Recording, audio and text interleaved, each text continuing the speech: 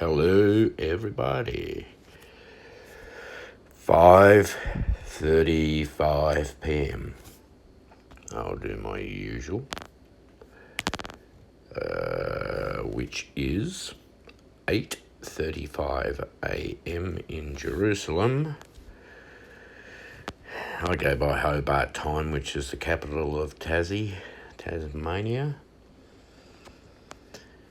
Okay, a quick update and a couple of thoughts. I'll start. This is over on Telegram. Not everybody has Telegram. So I'm going to just give you a quick update on some things Amir has said. I'm going to plug my phone in because I get in trouble from certain people for having it. There we go. Okay. Attack against Houthi positions in Yemen have ended, but we reserve the right to respond if threats continue. Okay, all missiles launched by Houthis were intercepted by the Americans or fell into the sea. No casualties or damage to the coalition. Wonder if that's true or not. Russia demands an urgent meeting of the Security Council due to the Western attack. Okay, so we've got something coming up by Amir there. Summary of the attack tonight. At least 15 a.m. and American warplanes took off from the Eisenhower aircraft carrier to attack Yemen tonight. The Americans attacked 60 targets in 16 different locations. The British attacked at least 2 other targets. The US Army Central Command announced that radar and anti-aircraft systems UAV launch targets, cruise missiles and ballistic missiles were attacked.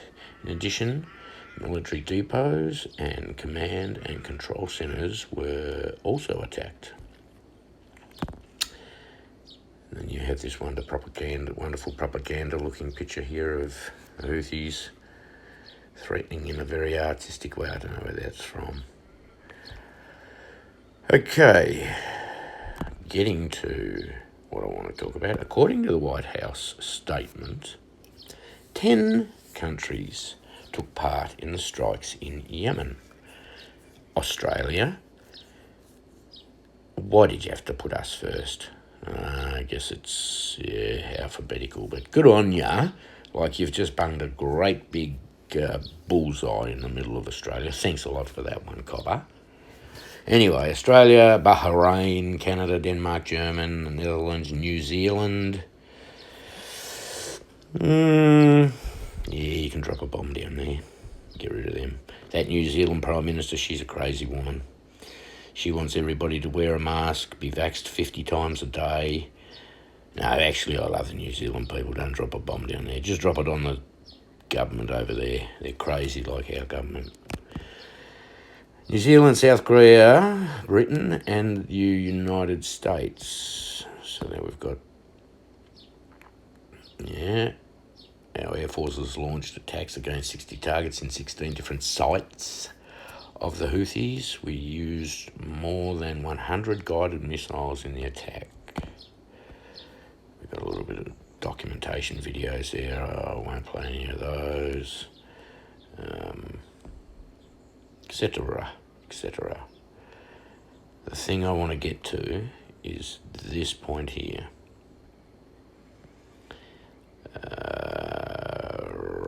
Right here. A US official told Al Jazeera.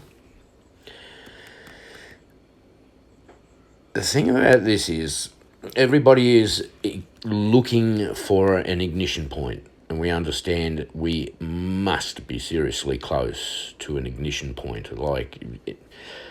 Just about everybody's in civil war at the moment. I think Australia, we're just about the only country that hasn't got any of this kind of end time news going on.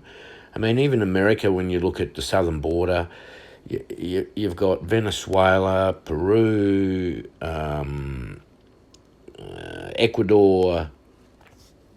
Everywhere. North Korea, South Korea, Taiwan, China, Russia, everybody in that area, like wars and reports of wars, you'd be better to make a video on who isn't fighting. You know, it'd be like a nice quick 5-minute video on who in the world isn't currently fighting, or aligned with somebody fighting, or supplying weapons to somebody that's fighting. Or, man, this spider web, it spreads worldwide. But everybody's looking for ignition point. We've got January the 11th that's just passed with all these moons. As I've said before, have a look at some of the channels I've shared on my community tab. Getvi, or I've got to work out how to pronounce that. Seriously, I'm butchering it big time. Sorry, man, for butchering your channel name.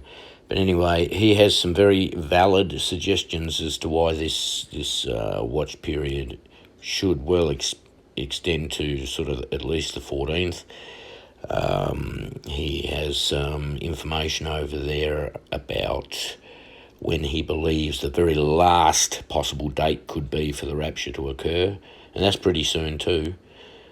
I think that was like 24th of January or something. I could be wrong, don't quote me.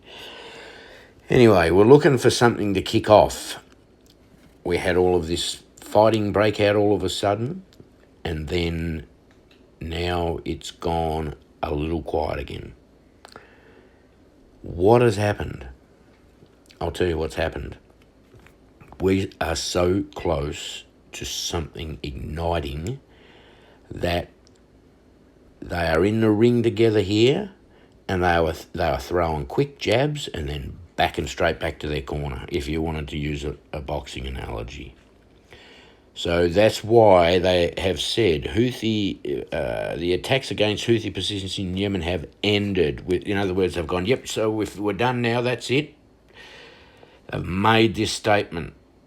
But we reserve the right to respond if threats continue. So they were strategically bombed a few places and then backed off very quickly so that they could try again to sort of maintain a less aggressive posture, if you know what I mean, and quench things down a little bit. I'm telling you, we are so close. The moves like that, you want to look at them just like a boxing match. They are the jabs that come before the big right hook. We are getting very close. You give Mike Tyson a call, he'll tell you. There's a big right hook about to come. Just like that hook that's going into the jaw. You know the one I'm talking about. God bless, guys. Keep looking up. We're very close. Give it all to Jesus. He is your only chance of salvation. End of story. Forget about your own works. Just give it over to him. Confess with your mouth Jesus is Lord. Believe that God raised him from the dead on the third day. To cover our sin, he willingly went to that cross. He was a sinless person. He paid that debt for us. He didn't have to pay any debt to God. He had no debt to God. He was perfect. So give it all to Jesus. He's the only way to the Father. Amen. God bless.